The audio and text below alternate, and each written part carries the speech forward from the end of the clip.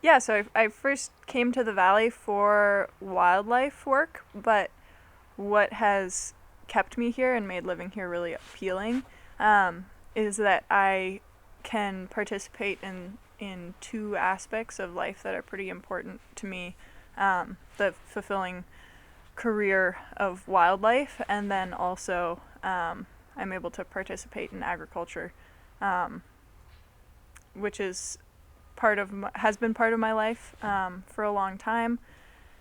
I grew up pretty close to the land. We had sheep and we had a big garden and we hayed and um, had chickens and the whole shebang.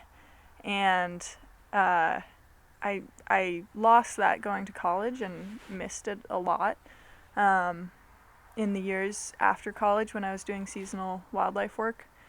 And so when I got here and I realized that I could, have a foot in both worlds, um, that was really appealing to me and has kept me here and made this uh, part of my life more fulfilling than the sort of traveling around for seasonal wildlife work. So I sort of talked about these two different things that were important for me finding a home here, but and I think a lot of people do think of them as fairly separate things, wildlife work and farming. And I think in a lot of media, maybe we see these as opposed to each other, with wolf reintroduction in Colorado and that sort of thing. It's often like the wildlife folks versus the ranchers or whatever the case may be. But in my mind, they're quite similar in both wildlife and agriculture. It's based on a pretty close observation of where you are. Either, understanding where lynx are traveling and where they're hunting and where they're, denning down in the spring and, that sort of understanding and intimacy with the landscape, or, seeing your garden and understanding what it needs to thrive. And so it really feels like one practice to me of just being very intimate with the place that you're in, whether that's your home or whether it's up in a study area where you have spent the last few years just being very present and observing the patterns of life. This past spring we had a killdeer nesting in the garden. It was sweet to see this killdeer mama make her nest and lay eggs, and we gardened around. She was right where we were going to plant a bunch of potatoes, and we moved them so we could not disturb her area. And she got used to us working out there, and wouldn't get off her nest until we were quite close. But we tried our best not to disturb her. Yeah, and there's so many moments like that of just noticing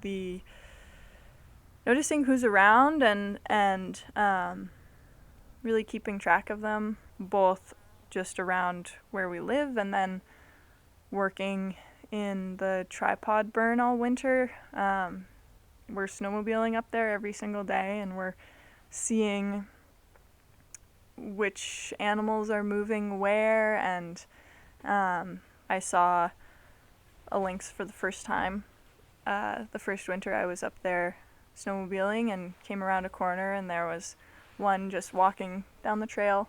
I think the next day we caught him in a trap, and I'm pretty sure it was the same animal. It was about 50 yards from where we ended up catching him. But I then saw that particular cat walking a couple other times just down the trail, and he's a wild animal, and I still think about him and wonder what he's doing. And I have this whole relationship with an animal that I saw just a few times, but with that sort of consistent visiting of the same area. This past year we saw him with a female and 2 kittens, just walking down a trail, marking on a stump, and yeah, just having that sort of intimacy with something so wild, and feeling like there is really a relationship there, is pretty unique and special. I grew up sort of inadvertently building that intimacy with the place that I lived, just because I was very free range, and I, went out and played in the woods and had favorite trees and rocks and things like that. And then I went away to school, and I didn't really went away to school, and then did this sort of nomadic, seasonal wildlife work. And that was a lot of fun, and I saw a lot of cool places, but I didn't really have a home base. And I realized that was really important to me, of having somewhere where I felt really rooted in the physical place. This is a pretty talked about subject right now, but housing is always an issue sort of top of mind for me.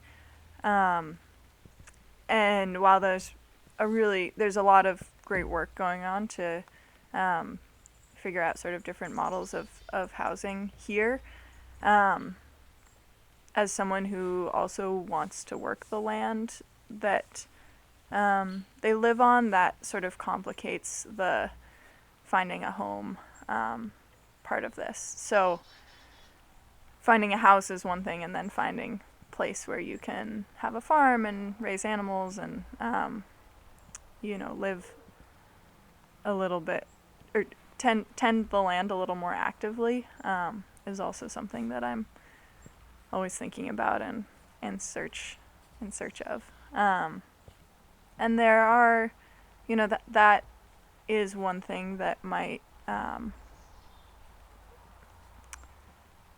contribute to a change of location for me. I wouldn't be able to be here if there weren't people in this community who wanted me to be here and helped make that happen, from like my work and just the support and mentorship that I've received in that regard, to finding housing, and to helping to navigate the world as a young person. There are a lot of folks who I look up to a lot, and having that sort of multi-generational relationships and mentorship, and like I say mentorship, and in some regards I mean like pretty tangible advice and that sort of thing, but also just the friendship of people of different generations and backgrounds is really important to me. And a special thing about being here is those sorts of relationships. Part of that might be because there aren't a lot of mid-20-year-olds here all year, but yeah, no, that's definitely something that I value a lot, and makes being here feel more sustainable long term. Yeah, I'm more of a family,